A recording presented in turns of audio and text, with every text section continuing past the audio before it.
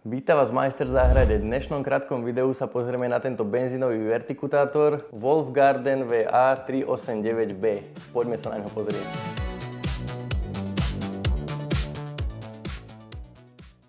My tu ten vertikutátor máme zložený, ale skladá sa veľmi jednoducho z troch častí, ktoré sa k sebe pripoja iba týmito jednoduchými motýlikmi a šroubmi a dotiahnu sa. Tento stroj neslúži na kosenie, ale skôr na také ozdravenie alebo regeneráciu trávnika. Pracovnú šírku má 38 cm, ktorá je skôr hodná na také stredné až veľké záhrady. Má centrálne nastavenie výšky až v 5 polohách, od jemného škrabania až po veľmi agresívnu vertikutáciu. Prichádza k nemu aj zberný koš, ktorý sa zo zadnej strany dá jednoducho zavesiť. Má veľmi spoľahlivý štvortaktný motor, ktorý má jednoduché štartovanie. Po pravej strane máme tiež nastavenie hĺbky vertikutácie.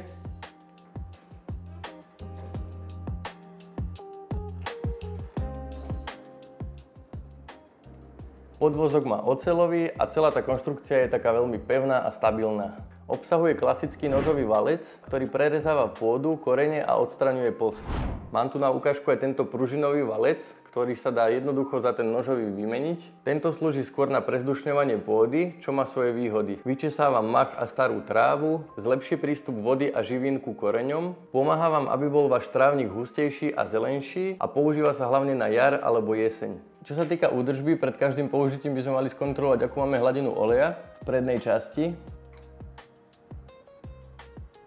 ktorý raz za sezónu musíme vymeniť. Vzduchový filter je na bočnej časti motora, stačí odskrutkovať kryt a filter môžeme vyčistiť alebo vymeniť. Ak chcete predĺžiť životnosť stroja, mali by ste po každom použití prečistiť priestor okolí nožov alebo prúžin. Pri údržbe stroja obracajte stroj vždy na zadnú stranu, predídete tým poškodením motora. A tým sa dostávame k výhodám a nevýhodám. Veľkou výhodou je jednoduchá výmena valcov za pružiny, ktoré nepotrebuje žiadne dodatočné nástroje. Celá konštrukcia má oceľový rám a dobrú životnosť. Má veľmi dostupné náhradné diely a jednoduchý servis. A tento motor má naozaj veľký pohonný výkon. Medzi nevýhody by som spomenul vyššiu hmotnosť, má 32 kg, čiže manipulácia s ním môže byť menej pohodlná. Motor je mierne hlučnejší, ale takto má každý benzínový motor. A ako sme si povedali, hodí sa skôr na stredné alebo veľké záhrady, pretože na tie menšie by mohol byť zbytočne veľký. Tipy od majstra v záhrade sú také, že vertikutáciu by ste mali robiť maximálne 2-krát za rok, a to na jar a na jeseň. Ale prezdušňovanie s pružinovým valcom môžete robiť aj viackrát za sezónu, napríklad každé 2 mesiace. Ideálne pred vertikutáciou je trávnik potrebné prekosiť, aby mal tak 3 až 4 cm. Po vertikutácii alebo prezdušňovaní je vhodné dosiať trávu a prihnojiť, aby sa obnovila hustota. Lebo najlepšie výsledky dosiahnete, pokiaľ je vaša pôda suchá a nie tvrdá ako betón. Benzín a olej máme doplnený a môžeme si ho teraz ukázať v praxi.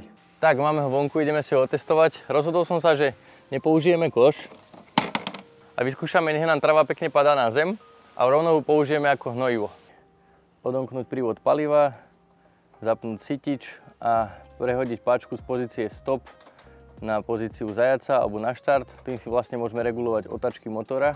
Po potiahnutí šnúry sa nám motor naštartuje, ale nože sa nezapnú, až pokiaľ nezdvihneme túto páčku nahor a pritiahneme túto druhú. Teraz sa nože zapnú a zase keď ju uvoľníme, tak sa nože vypnú, ale motor stále beží. To nám dáva napríklad väčšiu bezpečnosť pri vyprázdňovaní koša. Takže naštartujeme si ho.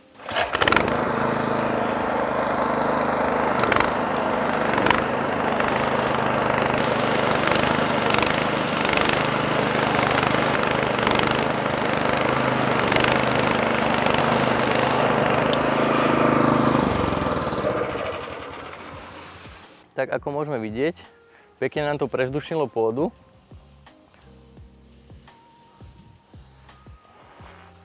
A táto tráva nám rovno môže slúžiť ako hnojivo. Tak, máme hotovo. Ja dúfam, že sa vám toto video páčilo. Odkaz na vertikutátor nájdete v popise videa. Nezabudnite nám napísať do komentára, čo si o ňom myslíte a či si ho kúpite. A nezabudnite sledovať majstra v záhrade, aby vám neunikli ďalšie tipy a recenzie na nové produkty. My sa vidíme na budúce.